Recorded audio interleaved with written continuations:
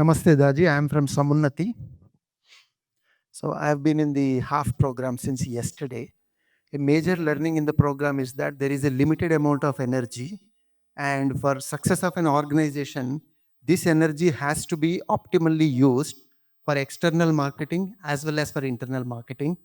And success of organization is the ratio of energy that goes for external marketing to map the our capabilities with the opportunities available, but divided by the internal marketing. That's the amount of energy that we use for gaining mutual trust and mutual respect. What we see is most of our energy is going into internal marketing, and that leaves us a lesser energy for external marketing. How do we flip the ratio, and how do we function much more successfully?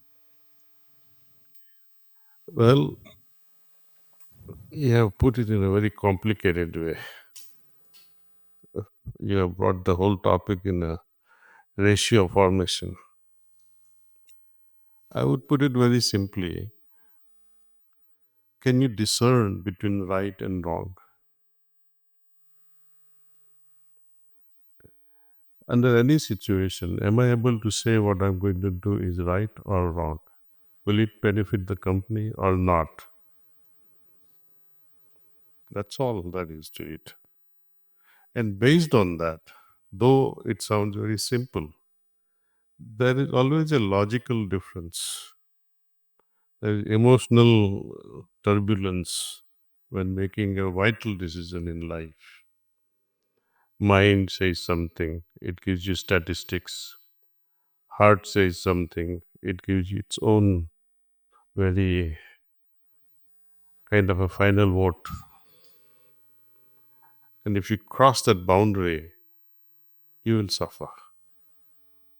Always listen to the heart. However beautifully the numbers may match and say, oh, this is so good, it's a lucrative deal, don't go for it. This is how I gamble my life with heart.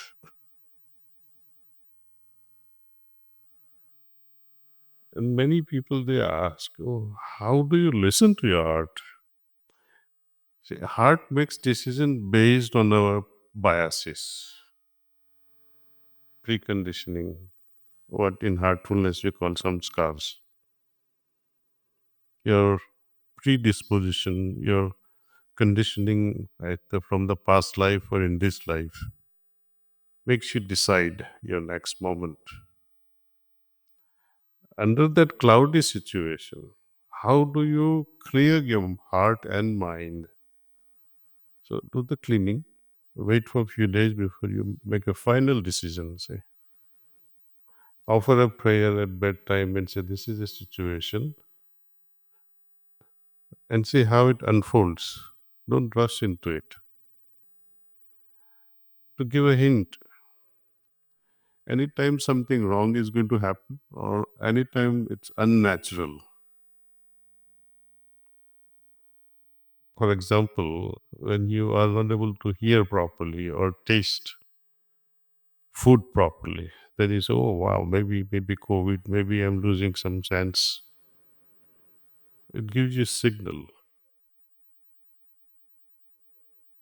But when you are listening properly, your tastes are okay, you don't get such warning signs because it's as it should be. It's all natural. Right? When you lie to someone, your heart reflects that. See, it becomes heavier, and especially when you lie to your loved ones, your heart becomes very heavy, especially to your mother or father or your spouse. So, whenever things are not natural, going in a wrong direction, heart will always make noise. But often, because of our conditioning and greed, perhaps, and perhaps the pressure of so many other influencers, you end up agreeing, but then it's always wrong. You suffer. If you recollect all your past experiences, the way you have made your decisions, lining with the heart and against the heart, and see what how you conclude. Say, always refer to your heart. Thank you. At a leadership level, what are the traits that one has to develop to improve executive presence, which is a key concept at a leadership level? Leaders has to be a follower first,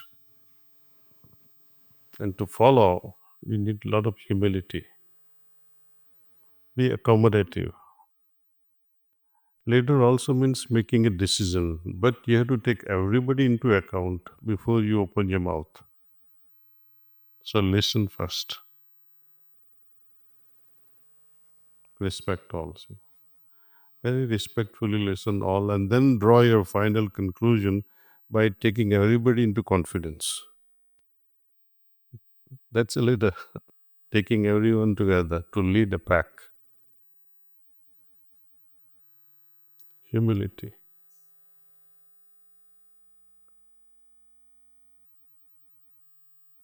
That's all I have to say. Thank you. Just coming. Pranams Daaji. My name is Pranam. Nagesh, founder and CEO of IT company. So I just want to curious to know where are we leading? I mean, next 2-3 decades. For example, one side we look at IT, so more of AI, automation, superficial things are going on. The other way we look at a lot of people have tendency, for example, to come to places like Kanha. Some are going to villages. No want to have a villages food. The other direction is going in different direction. So just want curious to know where are we leading next 2-3 decades? No one can predict. Future is always dynamic. It's very difficult. But seeing the trajectory of it, it's all going in good direction. It's happening for good. AI people, they worry a lot about AI and dangers of AI. Why should you worry? Everything comes with double edge. There are plus and there are minus. Even the best medicine you take, it has good effects, side effects. Even nutritious milk, if you overdo it, you'll get diarrhea. So stay within your limits, take advantage of situation. It's how will the world be? Will all the countries' boundaries be dissolved? We don't know.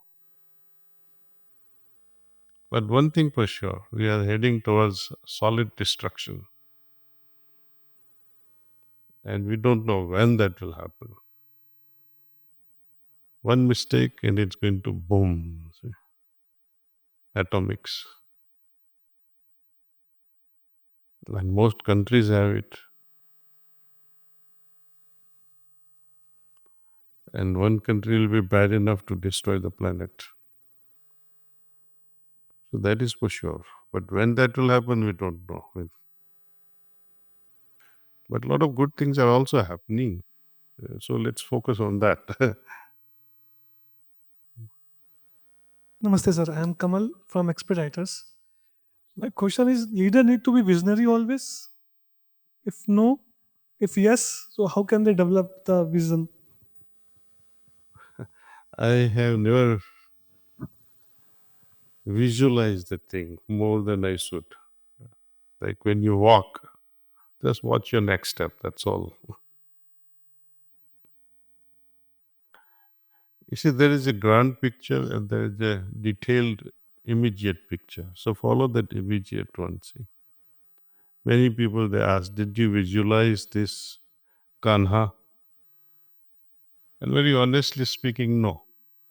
One thing led to another, see, built up on its own, and all the decisions were made during meditation. Somehow, your heart guides you, but you have to have one generic or general ambition that, okay, in which direction I'm going. And then other things will fit in. Choose your direction first.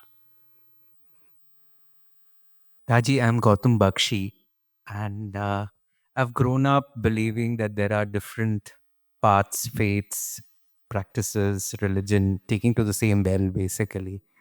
the truth remains the same. Uh, and during the course of life, you come across different paths, practices, and faiths. We tend to also sometimes waver from one to the other. We've grown up traditionally, then we come across different paths and practices. How do you choose? Why are we so fickle minded? When we are following something and something happens, we quickly shift to something else. We have to ask few questions to ourselves. Things that I'm following, is it out of greed? Is it out of tradition? Is it out of fear? What would my mother say if I don't do this? What if I don't wear a turban, for example? What my grandfather think?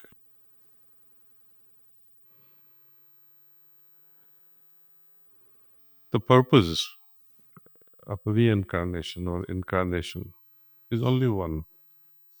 Soul is longing to return back home, back to the source. That every religion agrees on this aspect. When it finds the right path, soul finds rather signals that this is the right path by showering you with a lot of peace. Moment you take up the wrong path or you're not happy with the existing path, it will make you restless. So these are some signs. The very fact that this question has aroused in your heart, it says you are not on the right path. Otherwise, this question would never arise. No wife asks, is this my right husband? She is consolidated. Only when there is trouble, she starts looking for other relationship despite of marriage. So it tells you a lot. The moment you think, am I doing right? Ipso facto, it tells you you're wrong. Otherwise, such question can never arise.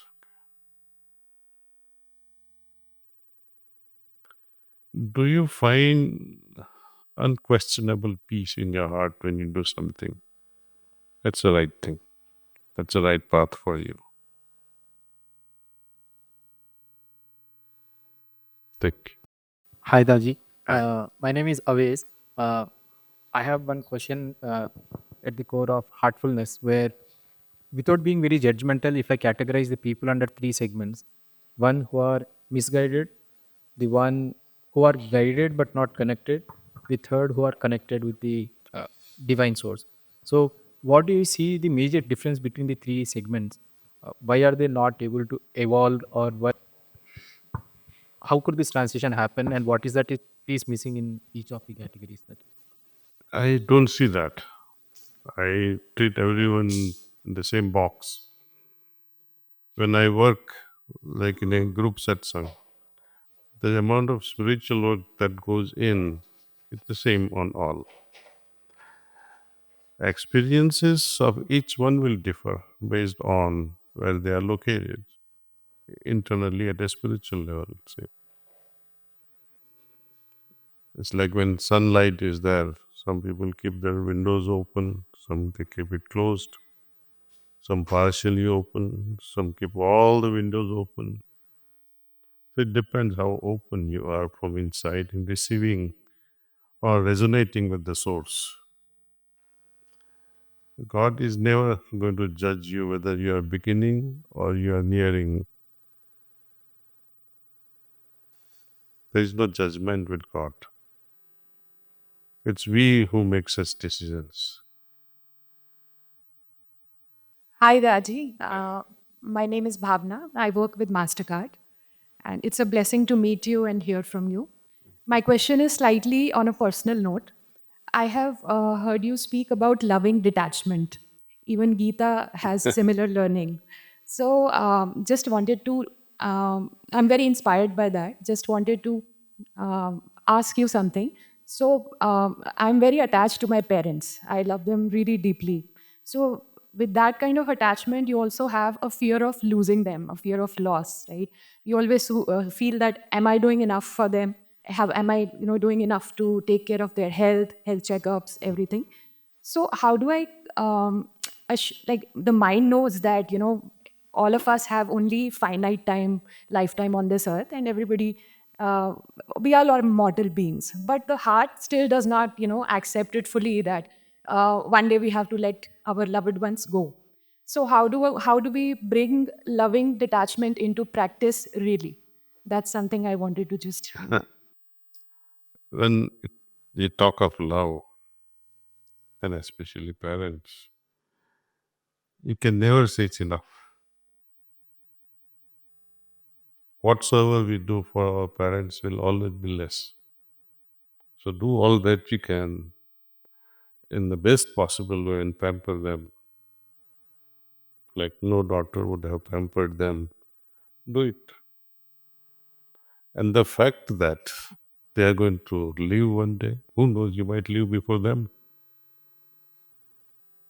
That's part of life, and you can't change that. And there is no solution that I can offer. Continue loving them.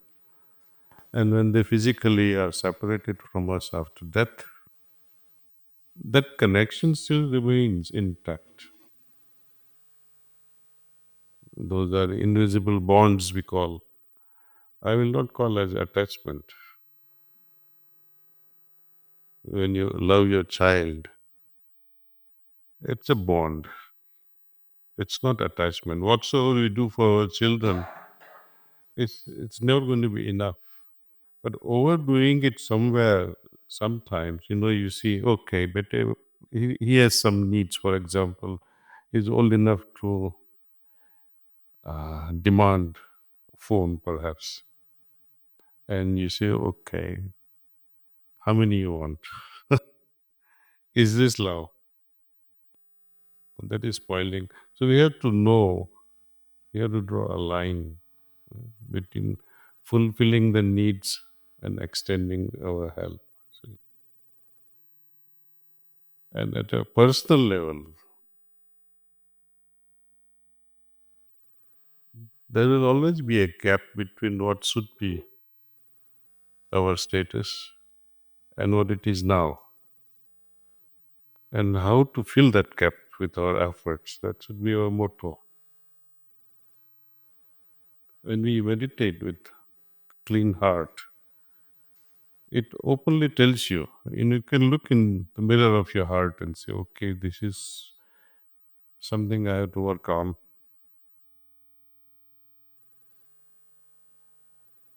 That's why we meditate in the presence of divinity in our heart, invoking that so that things become clearer to us.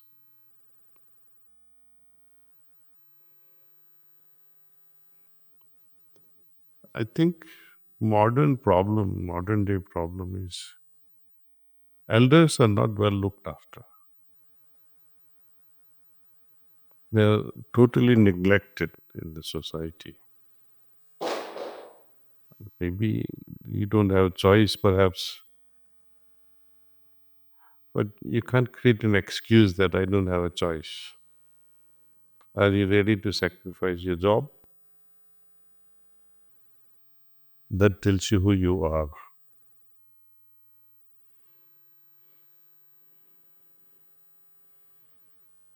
Namaste, Daaji. Namaste. I'm Dr. Gangsha. I'm a psychiatrist by profession, and I have been practicing heartfulness meditation for over 12 years, and I'm a trainer too. And after being in both the things, like as a science student first, then into the practice of psychiatry, and in a meditation student first, and then in the training part, a lot of things have been juggling in my mind since long.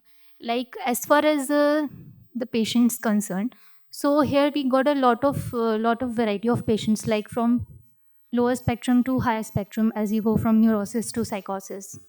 And in as far as my personal case is concerned, in a lot of stressful situation, the meditation helped me a lot. In previously in your videos, I have seen that heartfulness techniques should not be applied to the those patients. But somewhere there is a thought in my mind, is there any heartfulness approach to them? Is there can be an approach if they are not that severe note on Yes. lower note? Is there any approach? So Yes, we have to, you see, people with neurosis, psychosis, they cannot think on their own. They think, but it's all humble jumble and they make a mess. When you ask them to meditate, they will meditate only on the issues they have and they multiply it. See, when you have some anxiety and you try to meditate, what happens? You won't be able to meditate. You will gravitate towards that thought that troubles you the most. Likewise, when a person cannot carry this burden of thoughts, we have to carry it for them. We have to meditate for them. We become somehow a surrogate meditator. We assume the form of that person, do the cleaning on that person, connect the mind, which is not so balanced, with the balanced mind of God. Let there be osmosis. You're a trainer, you're a preceptor, so you can do this. And usually, a big result. Key thing is never to tell the person that you are doing this. Otherwise, there will be resistance. People with anxiety, depression, neurosis, psychosis, they cannot trust anyone. So never say you are doing this. Quietly do it. It doesn't matter whom they give the credit, but since you are a concerned doctor, you are interested in bringing results. So we see the results and feel happy in our own quietness, in our own anonymity. Mr. Daaji? I'm a founder of an organization called Youth for Jobs. We work with rural grassroots youth and youth with disabilities to train them and to put them into jobs. The escalating problem I find everywhere is mental health and not such serious problems are really escalating. Um, and very simple things like what we learn here helps them, could help them to center themselves. I was just thinking to myself, since you were here, how can you actually make it as a movement? Because many of these simple issues then could be addressed before they become more serious. They're just clueless, Yeah. so lonely. No, we need to take care of that. We have a program called Village Connect program. And if that village or cluster of villages are in a particular district, if you can share the details, we can work together. Identify that area. We, a few lakhs villages are covered through Heartfulness, through our volunteers only. So if you give the details to Brother Harpreet, I think he can guide you, put you in touch with the district coordinators at the local level, say, and they can work with your people. Thank you. Main problem in villages is economy, say, and this modern day gadget.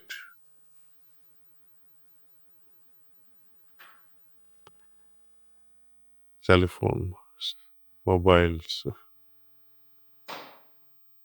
and most of the time they're not watching Ramayana or Mahabharata.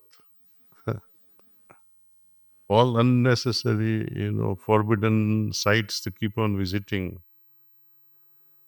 Even laborers, you will see them. So mind goes very crazy with such sights. And it is, it makes them sick, mentally sick. You had to ask all these company, mobile company like Jio and all that, don't make it so cheap. Everything's a cheap.